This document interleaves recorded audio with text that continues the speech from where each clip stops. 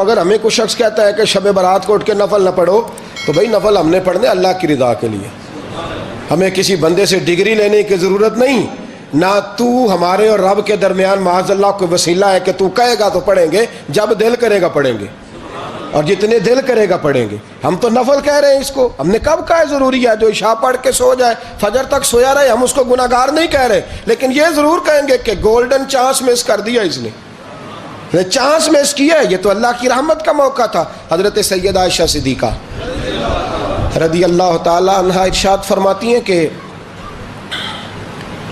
شعبان کی 15ویں رات تھی، یعنی شب برات کی رات، فرماتی ہیں شعبان کی 15ویں رات تھی، میں نے اچانک نظر ڈالی تو حضور میرے بستر میں تھے، پھر میری نظر پڑی تو حضور نہیں تھے، میرے دل میں گمان آیا، خیال آیا کہ شاید کسی اور زوجہ کی طرف حضور کا میلان تباہ ہو گیا ہو، وہاں تشریف لے گئے ہوں۔ فرماتی میں اٹھی باہر گئی تو نبی کریم علیہ السلام جنت البقیع میں تھے، قریب ایک جگہ پہ حضور دعائیں مانگ رہے تھے۔ فرماتے میں گیا تو حضور فرمانے لگے ابو بکر کی بیٹی تو نے کیا گمان کیا کہ اللہ کا رسول تیری حق تلفی کرے گا؟ عرض کی حضور آپ مالک ہیں، کہیں اور جانا چاہیں تو میری طرف سے پابندی نہیں۔ کہتی ہے وہاں کھڑے کھڑے میرے رسول کریم نے بیان فرمایا، یہ ترمذی کے لفظ ہیں، حضور نے فرمایا عائشہ یہ شعبان کی 15ویں رات ہے، مدینے میں سب سے زیادہ بکریاں بنو کلب کا قبیلہ پالتا تھا، فرمایا آج کی رات بنو کلب کے قبیلے کی بکریوں کی تعداد کے مطابق اللہ میری امت کے لوگوں کی بخشی فرما دے گا۔ یہ وہ رات ہے۔ جناب عائشہ صدیقہ رضی اللہ تعالی عنہ نے بات رات کو سنی تنہائی میں، نبی پاک سے رات کو تنہائی میں حضور سے سنی، سویرے جناب عائشہ نے کل امت کو بتائی۔ اگر یہ بات اہمیت والی نہ ہوتی تو بی بی صاحبہ آگے روایت کرتی، یہ کتابوں میں آتی، یہ لوگوں کو بتاتی۔ حضرت عائشہ نے روایت کیا اور مولا علی شیر خدا نے تو کھل کے کہا، ابن ماجہ میں ہے، حضرت علی سے پیار کرنے والوں کے لیے الگ عنوان، مولا علی نے کھل کے فرمایا شعبان کی 15ویں رات کو رات عبادت کرنا اور سویرے روزہ رکھنا۔ حضرت علی کے لفظ بائی نہیں سیاستہ میں، رات کو روز عبادت کرنا، دن کو روزہ رکھنا۔ ویسے تو رب کریم ہر روز تہجد کے وقت پہلے آسمان پر نزول اجلال فرماتا ہے اور لوگوں کو فرماتا ہے کوئی بخشش مانگنے والا، اور فرمایا ہر روز تہجد کے وقت یہ اعلان ہوتا ہے، پر شب برات کو نا شروع رات سے یہ اعلان شروع ہو جاتا ہے۔ ادھر دیکھو میری طرف، مغرب سے اعلان شروع ہو جائے گا۔ اللہ کرے آپ کو سمجھ آئے، اللہ کرے آپ کو، اور بھائی یہاں باہر لوٹ سیل لگ جائے، یہاں ابھی سیل لگ جائے، 5000 والا جوڑا 1500 میں تو رش ختم ہوگا۔ اور بھائی اگر یہ لگ جائے، چلو یہ تو دور کی بات ہے نا، ہم تو لنگر والے لوگ ہیں، اگر لنگر کا اعلان ہو جائے کہ بڑا تگڑا ہے، بڑا تگڑا، ہمارے ہاں تو شادی کی روٹی کھلتی ہے تو لوگ آخری روٹی سمجھ کے کھاتے ہیں، تو شاید اللہ ماشاءاللہ یہ آخری ہے، اس کے بعد نہ ملے گی۔ جب اعلان ہوتا ہے اور دعوت ہوتی ہے کہ کھلا ہے جی کھاؤ، کیا حشر ہوتا ہے، کیا انداز ہے۔ مولا علی شیر خدا حدیث روایت کرتے ہیں، رنگ کیا ہے؟ فرمایا باقی راتوں میں نا تھوڑا سا پیکج ہوتا ہے، تھوڑا سا، آخری حصے میں رات کے شب برات کو نا رات چڑھتے ہی اللہ پہلے آسمان پر جو اس کی شان کے لائق ہے نزول جلال فرماتا ہے، اور پہلا جملہ یہ فرماتا ہے کوئی معافی مانگنے والا؟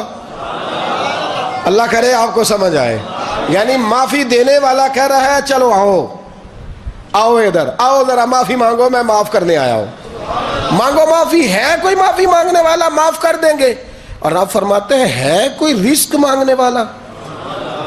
وہ جو بڑی درخواستیں دیتے پھرتے ہیں نا مختلف اداروں میں، وہ ایک درخواست نا کل شب برات والی رات بھی دیں، اللہ کرے آپ کو سمجھ آئے۔ وہ جو کہتے ہیں نا بڑی بڑی کمپنیوں میں نے اپلیکیشن جمع کرائی ہے تو کہیں کام نہیں بن رہا تو نسخہ دے رہا ہوں، ایک ایپلیکیشن کل رات بھی جمع کراؤ انشاءاللہ کام بن جائے گا۔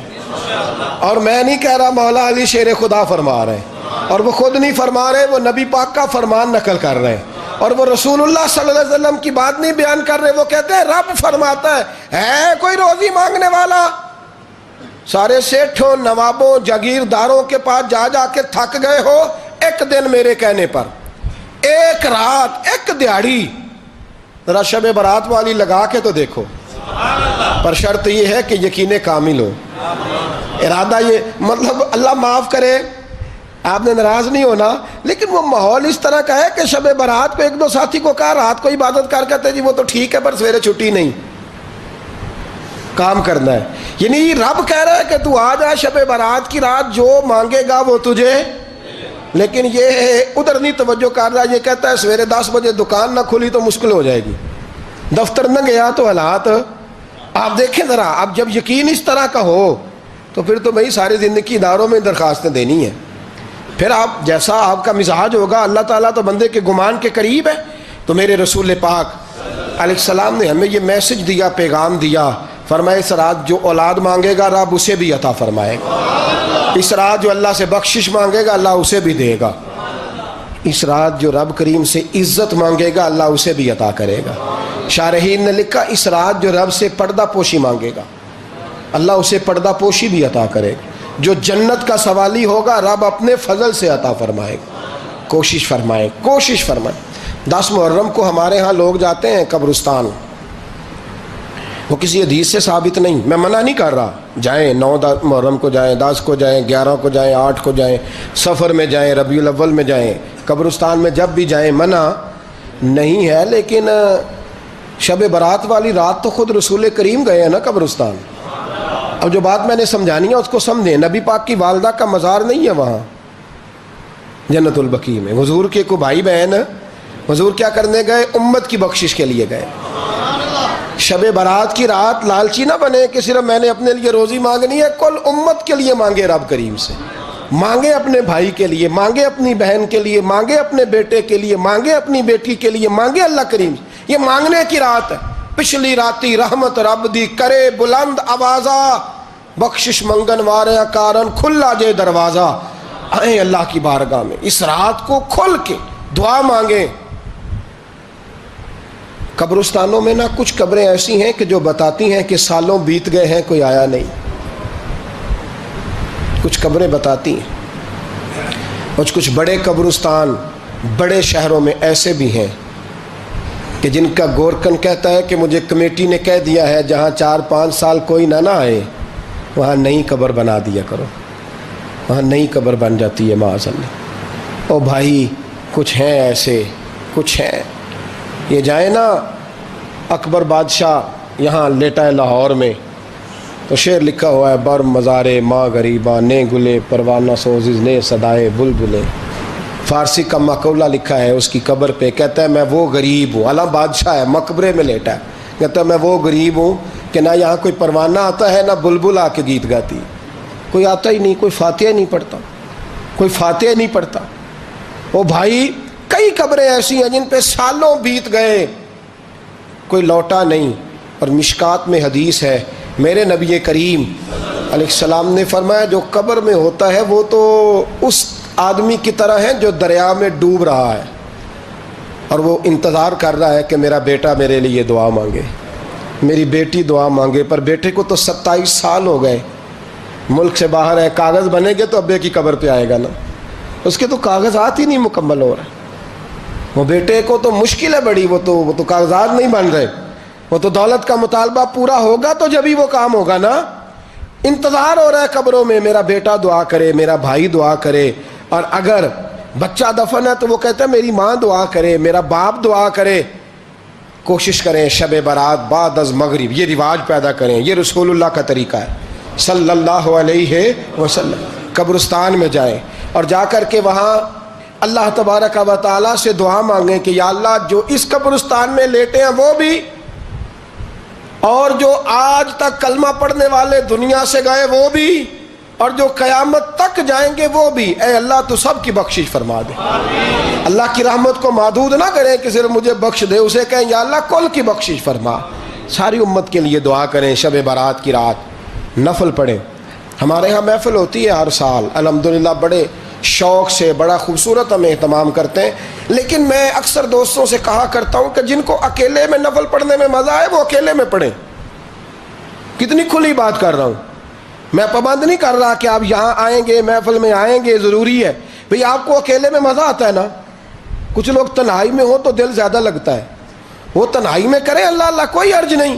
لیکن کچھ ایسے ہیں کہ نعت سنتے ہیں تو دل نرم ہوتا ہے، تقریر سنتے ہیں تو دل نرم ہوتا ہے. تو جن کا اس طرح نرم ہوتا ہے وہ مسجد میں آئے, بات سنے. کچھ کو سب کے بیچ بیٹھ کے رونا آتا ہے. حضرت سعدی شیرازی فرمایا کرتے تھے کچھ لوگوں کے آنسو مجھے رلا جاتے ہیں.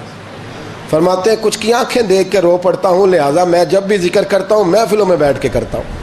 تنہائیوں میں مجھ سے نہیں ہوتا, تو جس سے نہیں ہوتا وہ آئے نا, مسجد میں آئے, رات عبادت کریں. کل مغرب سے پہلے پہلے کام سمیٹ لیں سارے, اور مغرب کے بعد یہ رات شروع ہوگی, مغرب کے بعد ایک چھٹی کر لو اللہ رسول کے لیے. کر لیں گے انشاءاللہ تعالی ایک چھٹی. اور توبہ کی رات ہے, یہ توبہ کرنی ہے. توبہ کس کو کہتے ہیں؟ توبہ کا معنی ہے پچھلے گناہ پر پچھتانا, شرمسار ہونا. کہتے نہیں اے کاش میں نہ کرتا, اور وہ لفظوں میں نہیں, جملوں میں نہیں, توبہ رٹی رٹائی نہیں, شرمسار ہونا اور آئندہ گناہ نہ کرنے کا پکا ارادہ کرنا, اس کا نام توبہ ہے. مسجدوں سے نا شب برات کی رات, شب قدر کی رات چیخوں کی آوازیں آتی ہیں, لوگ اتنا روتے ہیں نا. رونا چاہیے, کم روتے ہیں, زیادہ رونا چاہیے. لیکن سوال یہ ہے کہ اتنا زیادہ لوگ شب برات کی رات روتے ہیں, کیا پھر سویرے بددیانتی ختم ہو جاتی ہے؟ جو رات مسجد میں کھل کے رو کے آیا ہے اس کا پروگرام ہے نا کہ اب ملاوٹ کبھی نہیں کرے گا, اب گاہکوں سے جھوٹ کبھی نہیں بولے گا, اب وہ بددیانتی کا معاملہ کبھی نہیں کرے گا. لیکن رات روتا بھی رہے اور سویرے پروگرام یہ ہو کہ میں نے پھر لوگوں کو فریب دینا ہے, داؤ لگانا ہے, تو اس نے توبہ کیا رات کے, یہاں بس یہ ایکٹنگ کر کے لوٹ آیا ہے. یعنی بڑی سجا بنا کر کے, سوار کر کے رات توبہ کی. کیا مطلب ہے توبہ کا؟ کہ توبہ آپ نے کی. حضرت حسن بصری سے کسی نے کہا توبہ کیا ہے؟ فرمانے لگے توبہ یہ ہے کہ جس گلی سے رب نے تجھے منع کیا ہے دوبارہ پھر تو اس گلی میں نظر نہ آئے, تو نظر ہی نہ آئے. اور جس جگہ جانے کا رب نے تجھے حکم دیا ہے پھر تو دوبارہ وہاں سے غیر حاضر نہ ہو.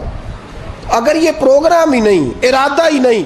بچے ایک دو مجھے کہنے لگے کل حضرت صاحب توبہ کے موضوع پر ہم نے گفتگو کرنی ہے, تو کوئی باپ بتائے کہاں پہ ہے. کچھ بچے شاگرد ہیں, کچھ مسجدوں میں جمعہ پڑھاتے ہیں. ایک نے مجھ سے کہا, تو میں نے کہا بیٹے پہلے مسجد میں جاؤ, 2 نفل پڑھو, توبہ کرو, توبہ کا ارادہ بناؤ. یہ رسم نہیں ہے. وہ نعت خواں بھی تو توبہ کر لینا جو شب برات کے دن لوگوں کو توبہ کرانے آیا ہے اور 25,000 کا سودا کر کے آیا ہے. تو آج اس کام سے تو توبہ کرنا, یہ نوٹ پھکوانے سے تو توبہ کرنا. یہ رسم ہے. ساری رات توبہ توبہ توبہ توبہ, یہ کیا معنی ہے اس کا؟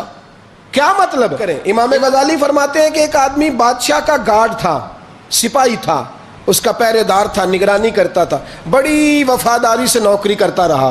بادشاہ نے اسے تنخواہ کے علاوہ بھی بڑا نوازا.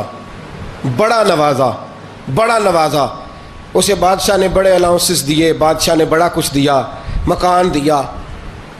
کچھ سالوں کے بعد بادشاہ کو پتا چلا کہ یہ میرے لیے نہیں آتا تھا, اس کی تو میری کنیز پر نظر تھی. اس نے تو رات کی ڈیوٹی اس لیے لگوائی تھی کہ کنیز پر نظر تھی. تو امام فرماتے ہیں کہ بتاؤ پھر وہ بادشاہ اس کے ساتھ کیا سلوک کرے گا؟ وہ کیا سلوک کرے گا؟ تو لوگ کہنے لگے حضور لگتا یہ ہے کہ وہ نا 4-5 حصوں میں کاٹ کے تو کتوں کے آگے پھینکے گا. آپ فرمانے لگے میرا رب تو بڑا ہی کریم ہے, وہ تو ایسے نہیں کرتا. لیکن بتلاؤ اگر اسے پتہ چلے کہ یہ رسم کے لیے آیا ہے, اس کی تو نظر ہی مال پہ ہے, یہ تو سویرے بدلے گا نہیں, یہ تو دھوکہ دے رہا ہے, یہ تو توبہ کرنے آیا ہی نہیں, اس نے تو ڈھونگ رچایا ہے, اسے تو پہلے سے خبر ہے. تو پھر تم کیا امید رکھتے ہو؟ پھر کیا رویہ رکھتے ہو؟